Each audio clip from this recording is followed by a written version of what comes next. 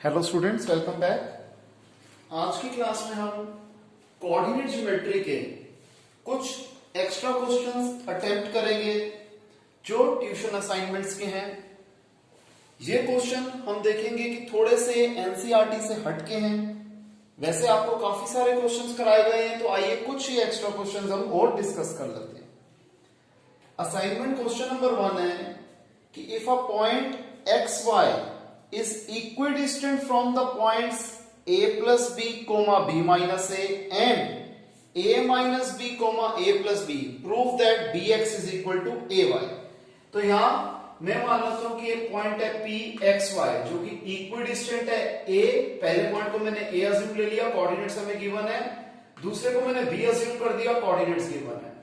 अब हमें प्रूफ क्या करना है कि bx is equal to ay है।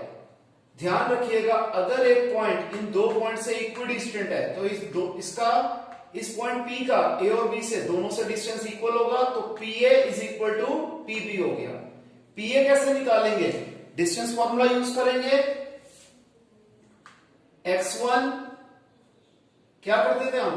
x2 माइनस x1 का whole square plus y2 minus y1 का whole square is equal to PB क्या हो जाएगा? वही स्क्वायर रूट के अंदर x2 माइनस x1 का whole square plus y2 minus y1 का होल स्क्वायर। अब हमने कर दिया स्क्वायरिंग बोथ द साइड, दोनों साइड से स्क्वायर रूट हट गए, तो यहां क्या आ जाएगा? a plus B minus X का whole square plus b minus a minus y का होल स्क्वायर, और यहां a minus b minus X का whole square plus a plus b minus y का होल स्क्वायर।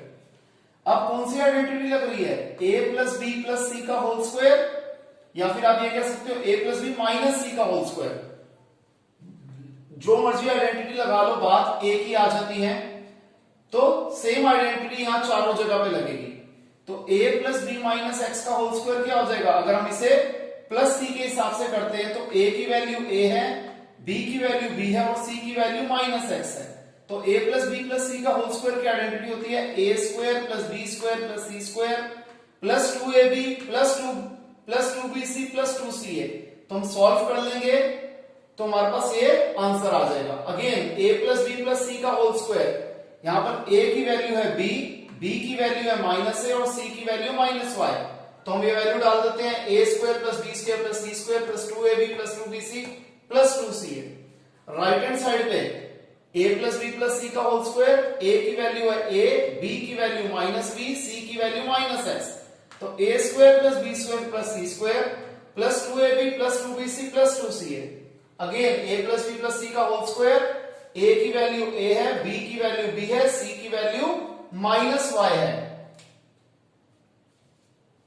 तो a square plus B square plus C square plus 2ab plus 2bc plus 2ca।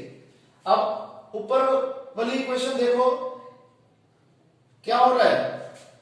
a square से a square cut गया, क्योंकि ये left hand side थी, ये right hand side थी।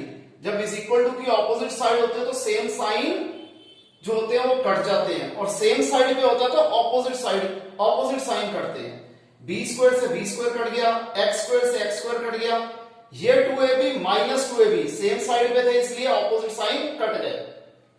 फिर माइनस 2ax से माइनस 2ax कट गया, a स्क्वायर से a स्क्वायर कट गया, b स्क्वायर से b स्क्वायर कट गया, y स्क्वायर से y स्क्वायर कट गया। ये हमने पहले डिस्कस कर लिया था, और बाकी सब वैसे का वैसा। अब सॉल्व करके क्या आ रहा है? लेफ्ट हैंड साइड में बच रहा है minus 2bx plus 2ay। Right hand side पे क्या बचा? 2bx minus 2ay। 2ay ये माइनस 2ay इधर जाके प्लस 2ay, 2bx ये माइनस 2bx उधर जाके plus 2bx। 4ay is equal to 4bx, 4 से 4 कट गया, ay is equal to bx। यही हमें प्रूफ करना था। नेक्स्ट हम कर लेते हैं क्वेश्चन नंबर 9। क्वेश्चन नंबर 9 में कहते हैं कि अगर एक पॉइंट है -1,2 जो कि इंटरनली क्या कर रहा है? बाइसेक्ट कर रहा है दो पॉइंट्स a और b जो कि एक लाइन पे आ रहे हैं, उसे 3:4 में। तो बताओ b के कोऑर्डिनेट्स क्या हैं? मैं मान लेता हूं कि p -1,2 जैसे कि क्वेश्चन में गिवन है, ये a और b को 3:4 में डिवाइड कर रहा है। हमें p के कोऑर्डिनेट्स गिवन है, रेशो गिवन है, a के कोऑर्डिनेट्स भी गिवन है, हमें b के कोऑर्डिनेट्स निकालने हैं। तो मैं क्या मान लेता हूं? Let a let P minus 1 comma 2 divides the line segment joining the points A 2,5 and B x comma y in the ratio 3:4. हमें कोऑर्डिनेट्स ऑफ B निकालने हैं।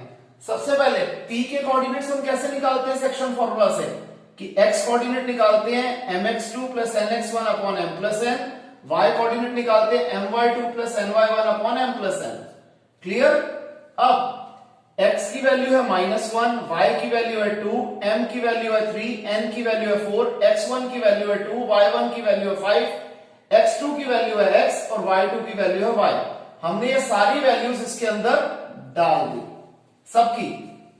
जैसे x की वैल्यू थी -1, फिर अब क्या था, किसके बराबर था, mx2 यानी कि 3 into x plus nx1 4 into 2 upon m plus n upon 3 plus 4। इसी तरीके से हमने यहां पे वैल्यूज डाल दी। अब इसे नॉर्मल सिंप्लीफाई कर लेते हैं, सॉल्व कर देते हैं। -1 is equal to 3 into x 3x, 4 2 8 upon 3 plus 4 7। अगर हम ये वाली साइड पहले सॉल्व कर दे तो -1 इंटू 7 -7 किसके बराबर है, 3x प्लस 8 के, प्लस 8 उधर जाके -8, 3x आ गया -15, तो x की वैल्यू क्या आ जाएगी, -15 अपॉन 3, x आ गया -5। अब यहां पर इसे सॉल्व कर देते हैं। 2 is equal to 3y plus 20 upon 7, यहां 7 डिवाइड हो रहे थे जाके multiply, 3y plus 20 is equal to 14, 3y अपनी जगह पे रहा, 20 इधर जाके -20, 14 माइनस 20 इज -6, 3y आ गया -6, तो y क्या आ गया -6 अपॉन 3 दैट इज -2। तो b के कोऑर्डिनेट्स क्या है, -5, -2। क्लियर? इसे कॉपी करें।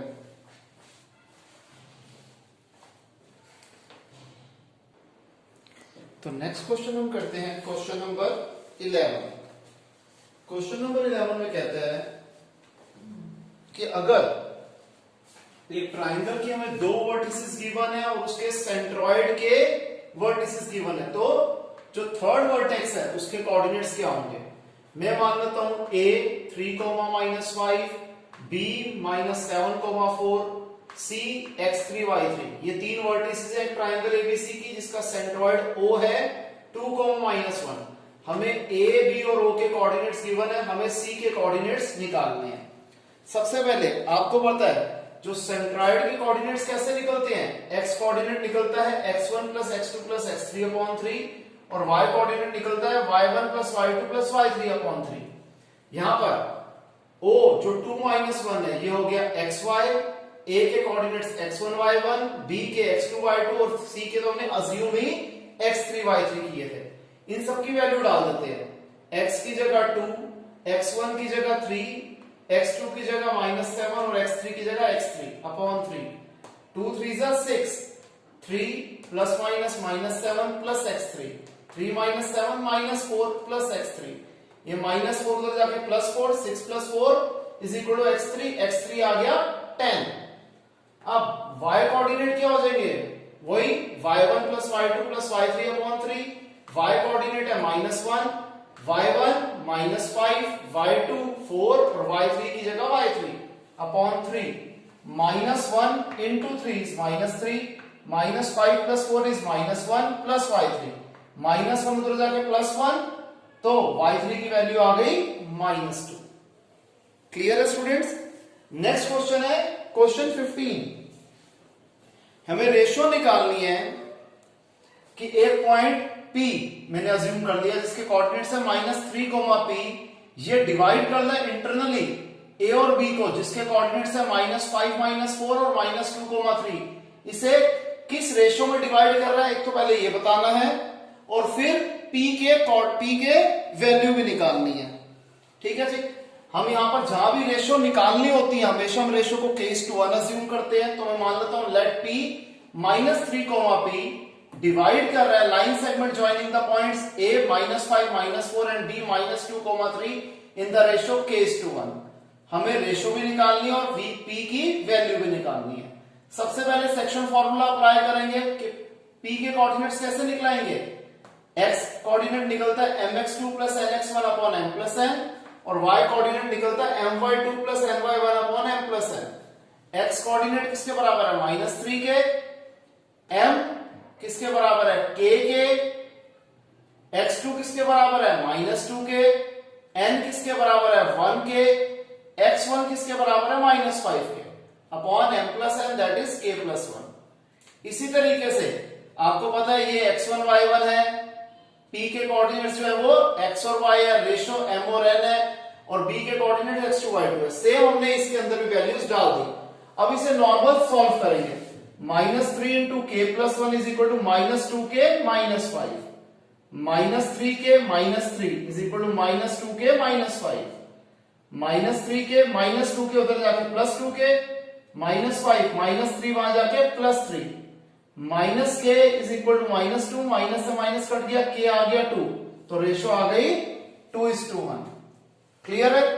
अब हमें p की वैल्यू निकालनी थी, तो यहां पर जो हमने y के कोऑर्डिनेट्स दिए हुए थे, y की वैल्यू थी p, m की जगह k, x y2 की जगह 3 प्लस n की जगह 1 और y1 की जगह -4 अपॉन k प्लस 1।